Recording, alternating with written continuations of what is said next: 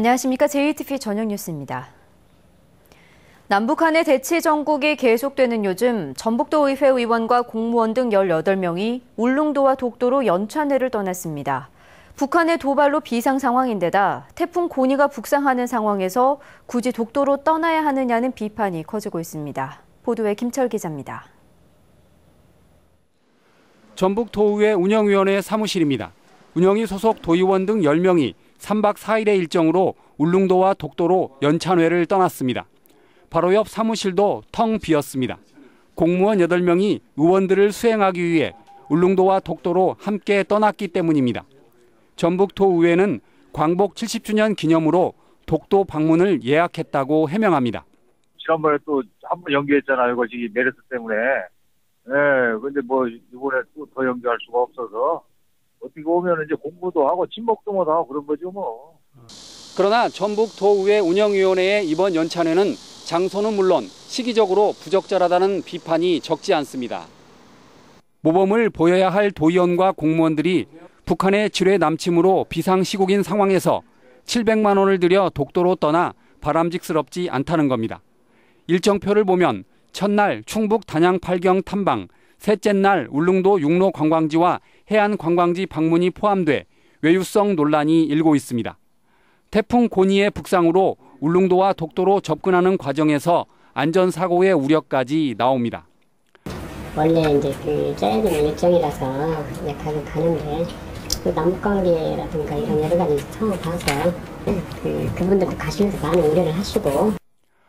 전북도의회는 지난해 11월 행정사무감사를 앞두고 연 연찬회에서 저녁 식사 비용으로 1,000만 원을 사용해 예산 낭비 논란이 일었습니다. 그런데 올해는 남북 대치 전국에서 울릉도와 독도로 연찬회를 떠나 부적절한 연찬회를 바라보는 시선이 곱지 않습니다. JTBC 뉴스 김철우입니다. 전주시가 불법 주정차 차량을 견인하기 위해 수천만 원을 주고 산 차량들이 놀고 있습니다. 어찌된 일인지 권대성 기자가 취재했습니다. 주정차 금지 지역에 차량들이 줄지어 주차돼 있습니다. 견인 지역 표지판에도 아랑곳하지 않습니다. 하지만 견인되는 차량은 매우 드뭅니다. 전주시가 보유한 불법 주정차 견인 차량은 넉 대로, 올 들어 견인한 차량은 230대입니다. 견인 차량 넉 대로 하루에 견인하는 불법 주정차 차량이 고작 한 대꼴에 그치고 있습니다. 이렇다 보니 견인 차량 넉 대 가운데 2대는 운영 인력조차 없어 아예 운영을 하지 않고 있습니다. 전주시가 한 대에 4천만 원을 주고 산 견인 차량의 절반이 재기능을 못하는 셈입니다. 전주시에서 견인 업무를 넘겨받은 전주시설관리공단은 견인을 하고 싶어도 하기 힘든 구조라고 말합니다. 전주시가 단속한 차량만 견인이 가능한데 CCTV와 이동 카메라로 주로 단속이 이루어져 견인을 해도 되는 차량인지 알기 어렵다는 설명입니다. 과거에는 수기 단속 당시에는 불법 유정차 단속 여부가 바로 식별이 가능해서 현장에서 발빠르게 대응을 했는데 지금 단속 여부를 확인이 불가능하니까 실질적으로 견인을 저희가 하기에는 현실적으로 어려운 부분. 전주시는 최근에도 버스 승강장 등의 불법 주정차를 막겠다며 차량 견인을 주요 대책으로 내세웠습니다. 하지만 멀쩡한 견인 차량을 쓰지 못하는 현실을 모른 채 말뿐인 대책만 내놓는다는 비판이 일고 있습니다. JTBC 뉴스 권대성입니다. 전북교육청이 각종 공모 사업을 크게 줄이기로 했습니다. 학교 현장의 업무 부담을 줄이겠다는 건데 실상은 예산 부족이 더 큰 이유입니다. 공모 사업을 없앨 경우 학생들의 학습질이 떨어질 것으로 우려됩니다. 조창현 기자입니다. 학교 선생님들에게 연구학교와 각종 공모 사업은 큰 스트레스입니다. 연구 성과와 사업 실적을 맞추기 위한 서류 작업을 하다 보면 수업 준비에 소홀할 수밖에 없습니다.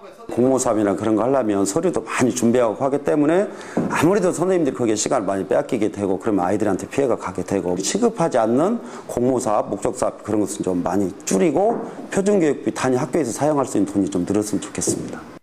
전북교육청이 학교 현장에 업무를 가중시키는 공모 사업을 대폭 정리하기로 했습니다. 25개 공모 사업 가운데 혁신학교 등 5개만 남기고 20개를 없애기로 했습니다. 목적 예산을 줄이고 학교 운영비를 늘려 자율적으로 프로그램을 운영하는 게 더 낫다고 판단한 것입니다. 교원의 잡무 경감 체감도가 매우 낮았었는데 이번 공모사업 폐지를 통해서 학교 교원의 업무 경감은 물론 정책 만족도를 높이고자 교육청이 공모사업을 정리하는 또 다른 이유는 부족한 예산 때문입니다. 내년 전북교육청이 받는 정부 교부금은 올해보다 500억 원 이상 줄어들 것으로 예상됩니다. 누리 예산이 의무 지출 경비로 지정됐고 순수 삭감분이 수백억 원에 이를 것으로 전망됩니다. 특히 영어 전담 강사와 스포츠 강사 등 인건비가 들어가는 인력 고용 유발 사업은 정부 매칭 사업을 하지 않겠다는 방침입니다. 하지만 각종 공모 사업을 정리할 경우 학습 부진 학생 지도와 예체능 특수교과에서 전북 학생들만 차별을 받게 되고 학습의 질이 떨어질 수 있다는 우려도 나오고 있습니다. JTB 뉴스 조창현입니다.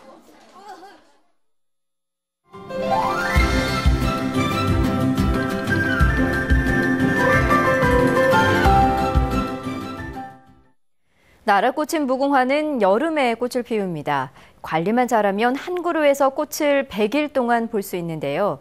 연구 결과 흰 무궁화꽃이 골다공증에 효과가 있는 것으로 밝혀졌습니다. 건강한 생활 송창용 기자입니다. 무궁화는 하루살이 꽃입니다. 아침에 일찍 피었다가 저녁에 집니다. 다음 날이면 다른 가지에서 꽃이 펴 관리만 잘하면 한 그루에서 100일 정도 꽃이 이어집니다. 최근에는 진딧물에 강한 품종들도 많이 육성되어 있고 풍토의 적응성이 뛰어나서 내한성도 강하고 또한 내건성, 내습성도 강해서 우리 전국에 어디든 심을 수 있는 그런 꽃이 되겠습니다. 국립원예특작과학원 연구 결과 흰 무궁화꽃이 골다공증에 효과가 있는 것으로 밝혀졌습니다. 흰 무궁화꽃에는 항산화 성분인 사포나린이 많습니다. 이 성분이 뼈 조직을 파괴하고 칼슘을 뽑아내는 파골세포를 억제하는 겁니다. 아직 초기 연구 단계이긴 하지만 새로운 골다공증 치료제 개발을 위한 첫 단추가 마련됐다는 평가입니다. 이 꽃에서 사포나린 성분만 분리를 해내고요. 분리된 사포나린으로 파골세포 억제가 되는지 최종적으로 확인을 하고 그다음에 이제 동물 실험으로 진행을 하고요. 나중에 신약 개발까지 가려면 임상 실험까지는 가야 되거든요. 이번 연구 결과는 한국약용작물학회지에 게재됐습니다. 연구팀은 흰 무궁화꽃에 이어 붉은 무궁화꽃의 효과에 대해 추가로 연구할 계획입니다. JTB 뉴스 송창용입니다. 군산 전북대 병원 건립 예정 부지인 백석제에서 멸종 위기 식물인 동미나리에 이어 물고사리와 각시수련 등이 추가로 발견됐습니다. 전북시민환경단체는 지난달 백석제를 조사한 결과 멸종 위기 식물 2급인 물고사리와 각시수련이 군락을 이룬 채 서식하는 것을 확인했다고 밝혔습니다. 전북시민환경단체는 동미나리 등 멸종 위기 식물들이 서식하는 백석제를 보호하기 위해 군산 전북대 병원 예정 부지를 변경해야 한다고 주장하고 있습니다. 전주지법 제4형사부는 허위로 연구원을 등록해 연구개발비 수십억 원을 챙긴 혐의로 기소된 전북의 한 대학 교수 홍모 씨에 대한 항소심에서 원심과 같은 징역 3년을 선고했습니다. 홍 씨는 지난 2006년부터 국가 연구개발 사업을 수행하면서 연구원을 허위로 등록하는 수법으로 연구비 20억 원을 가로챈 혐의로 기소됐습니다. 날씨입니다. 전북은 오늘 오후부터 일부 지역에 약한 비가 내렸습니다.